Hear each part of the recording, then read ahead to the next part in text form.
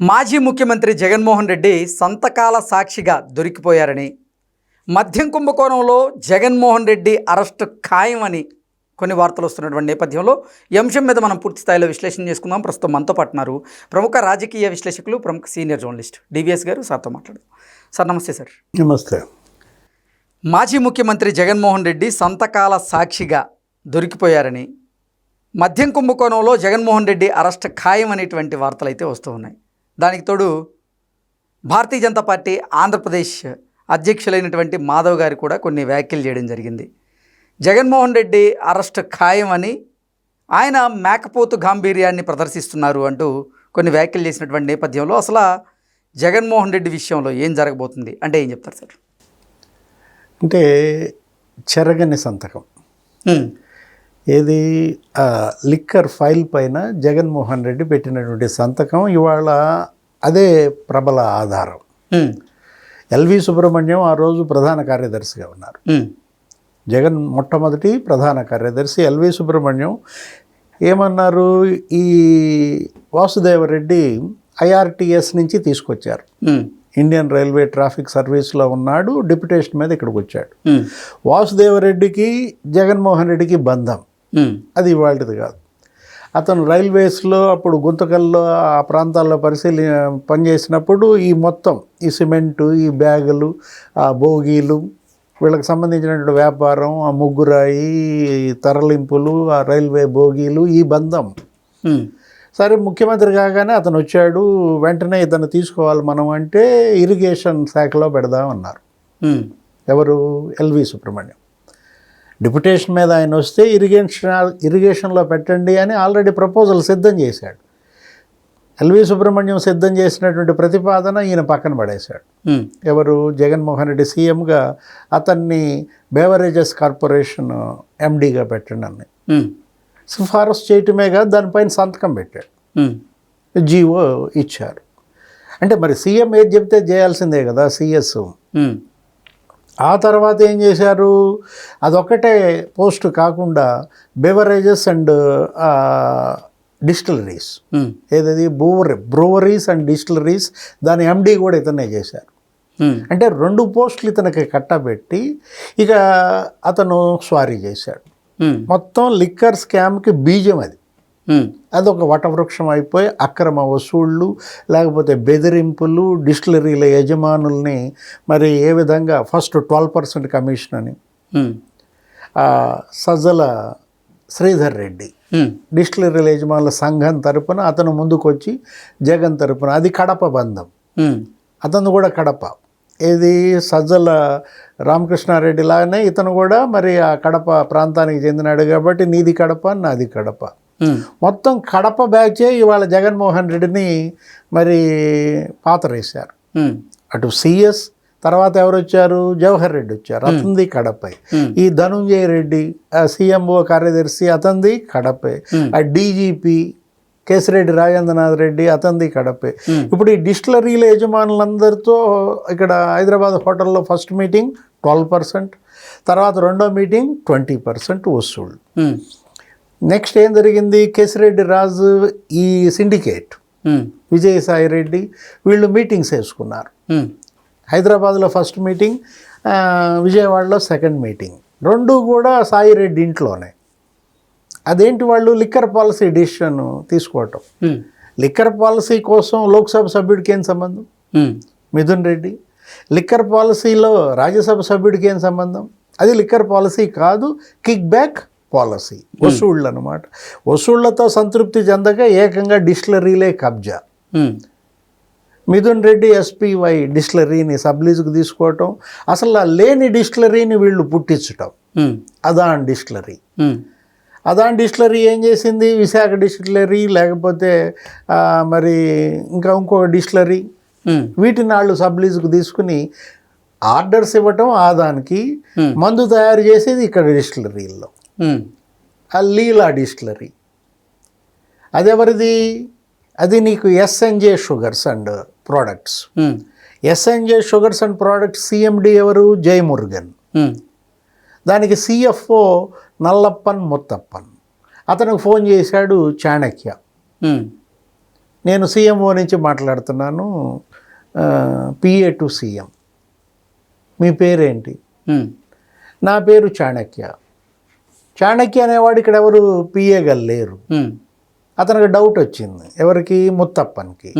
మీరు మరి మీ ఆర్డర్ మీకు ఇవ్వాలంటే మరి మీరు మీ డిస్టిలరీ మేము చెప్పిన ఈ బ్రాండ్స్ తయారు చేయాలి, మాకు పర్సంటేజ్ ఇవ్వాలి, మేమే తయారు చేస్తాం.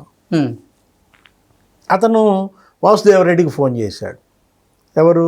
ముత్తప్పన్. ఫోన్ చేస్తే అవును చాణక్య చెప్పినట్టు చేసుకోండి, మీకు ఆర్డర్ కావాలంటే అతను ఏది చెప్తే అతను చేయాలి, నేను కూడా అతను ఆర్డరే ఫాలో అవుతా అని వాసుదేవరెడ్డి చెప్పడం. చాణక్య అక్కడతో ఆగకుండా ఏం చేశాడు? అసలు ఏకంగా సిఎండికి ఫోన్ చేశాడు. ఎవరు? ఆ జయమురుగన్. ఇంకా ఏం చేస్తారు? పెండింగ్ బిల్లులు ఉన్నాయి. పెండింగ్ బిల్లులు ఆమోదం పొందాలన్నా లేదు కొత్త ఆర్డర్ రావాలన్నా నేను చెప్పినట్టు చేయాలన్న చాణక్య మరి సుప్రీం అయిపోయాడు. అంటే అసలు అది సీఎంఓయేనా? చెప్పు, నువ్వు చెప్పు. చీఫ్ మినిస్టర్ ఆఫీస్ అంటారా దాన్ని, బిఎంఓ అంటారా? సీఎంఓని బిఎంఓ చేశారు. బిఎంఓ అంటే blackmailing office. Chief minister కార్యాలయమే బ్లాక్ మెయిలింగ్ దిగిలితే ఏం చేస్తారు? మరి ఒప్పుకున్నారు, డిస్టిలరీ వాళ్ళకి అప్పచెప్పారు. ఇదే కాదు, దాందే లీలా డిస్టిలరీ కూడా నీకు ఎస్ఎన్జే వాళ్ళ అనుబంధ డిస్టిలరీయే, తమిళనాడు. దానికి ఎవరిని తీసుకొచ్చి పెట్టారు? వరుణ్ కుమార్ పురుషోత్తం. వరుణ్ కుమార్ పురుషోత్తం అంటే నీకు తెలుసు కదా, coffee boy, Banjara Hills coffee హౌస్లో కాఫీ బాయ్ ఇవాళ ఏపీ లీలా డిస్టిలరీ ఇన్ఛార్జ్ అయిపోయాడు. ఎస్ఎన్జే డిస్టిలరీస్కేమో 2650 కోట్లు ఆర్డర్ ఇచ్చి పారేశారు. 300 కోట్లు కడ్డీలు ఇచ్చాడు ఆయన. ఏ కడ్డీలు? ఇనప కడ్డీలు అనుకుంటున్నావా? వెండి కడ్డీలు అనుకుంటున్నావా? బంగారు కడ్డీలు అన్నమాట. అసలు ఈ బంగారు కడ్డీలేంటి, బంగారు నాణ్యాలేంటి? ఒక్కొక్క డిస్టిలరీ 200 కోట్లు 300 కోట్లు గోల్డ్ ఇచ్చిందంటే ఇప్పుడు ఎస్ఎన్జే డిస్టిలరీస్ 300 కోట్లు ఇచ్చింది. ఎందుకని?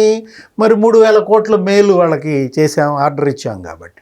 లీలా డిస్టిలరీ ఈ కాఫీ బాయ్ అతనేంటి 452 కోట్లు ఇచ్చారు అతనికి. అది ఒట్టి బొమ్మ, డమ్మీ అనమాట. వీళ్ళే ఆ డిస్టిలరీ కబ్జా చేసేసి ఈ జే బ్రాండ్స్, ఈ బూమ్ బూమ్ బీరు లేకపోతే మేము చెప్పినవన్నీ వాళ్ళు తయారు చేసి ఈ విషాన్ని జనంతో తాగిచ్చారు. ఇప్పుడు జగన్మోహన్ రెడ్డి కొంప ఎవరు ముంచారు? కాఫీ బాయే జగన్ కొంప ముంచాడు. పట్టుకొచ్చారు. ఇవాళ నిన్న చూసావా? వార్తలు చూస్తున్నావా? 12 అట్టపెట్టెలు 11 కోట్ల నగదు. ఎక్కడ? హైదరాబాదు సులోచన ఫార్మ్స్. ఎవరా సులోచన?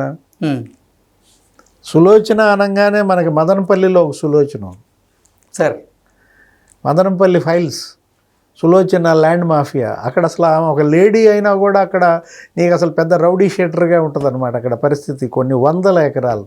పాపం మాజేటి వెంకటేశ్వర్లు అని చెప్పి ఒక వైశ్య వ్యాపారి ఇవాళ మరి కడు పేదరికంలో బిచ్చం ఎత్తుకునే పరిస్థితి. ఒకప్పుడు 100 కోట్ల యజమాని మదనపల్లిలో. అక్కడ ఒక సులోచన, ఇక్కడ ఒక సులోచన ఫార్మ్స్. ఏంటి దీని పేరు? కాచారమా గెస్ట్ హౌస్. ఎన్ని అట్టపెట్టెలు దొరికినాయి? 12 అట్టపెట్టెలు. 12 అట్టపెట్టెలు. మరి చెప్పింది ఎవరు నీకు? సార్ మన కాఫీ బాయ్. కాఫీ బాయ్ని పట్టుకొచ్చినట్టున్నారు. అతనేంటి దుబాయ్లో ఉన్నాడు, అమెరికా పోయారు. ఒక 12 మంది పైన నీకు ఏసీబీ కోర్టు కూడా నీకు నోటీసులు ఇచ్చింది. ఏది? వాళ్ళని పట్టరమ్మని లుకౌట్ జారీ చేసింది. అసలు ఇంటర్పోల్ సహాయం కూడా తీసుకున్నారు, రెడ్ కార్నర్ నోటీస్. అసలు ఆల్రెడీ గతంలోనే వీళ్ళ అధీనంలో ఉన్నాడా? ఇప్పుడు అతన్ని బయట పెట్టారా? అంటే దెబ్బకి దెయ్యం వదిలినట్టుగా ఇవాళ బూనేటి చాణక్య అలియాస్ ప్రకాష, సుమిత్, వాళ్ళకి ప్రతి ఒక్కడికి 2 పేర్లు ఉంటాయి అన్నమాట. ఇప్పుడు ఆ చాణక్య మాకు ఈ 12 కోట్లు ఈ 11 కోట్లు ఇచ్చాడు అని 12 అట్టపెట్టెలు పలానా చోట దాచామని చెప్తే వీళ్ళు పోయి పడ్డారు. పొద్దున అట్టపెట్టెలు తీశారు, నోట్ల కట్టలు బయటకు వచ్చాయి, కట్ల పాములు బయటకు వచ్చినట్టు బయటకు వస్తున్నాయి. తెలుసు ఆ కట్ల పాము ఎప్పుడు చూసావా? సార్ కట్ల పాము కరిచిందంటే దానికి 18 కట్లు ఉంటాయి, 22 కట్లు ఉంటాయి. అన్నిసార్లు నీకు ఫిట్ వచ్చు. Fits okay. కట్టుకో ఫిట్ వచ్చుది అనమాట, అది కనుక కరిచిందంటే. అట్లా ఇప్పుడు కట్ల పాములు నీకు ఏ విధంగా బయటపడుతున్నాయి.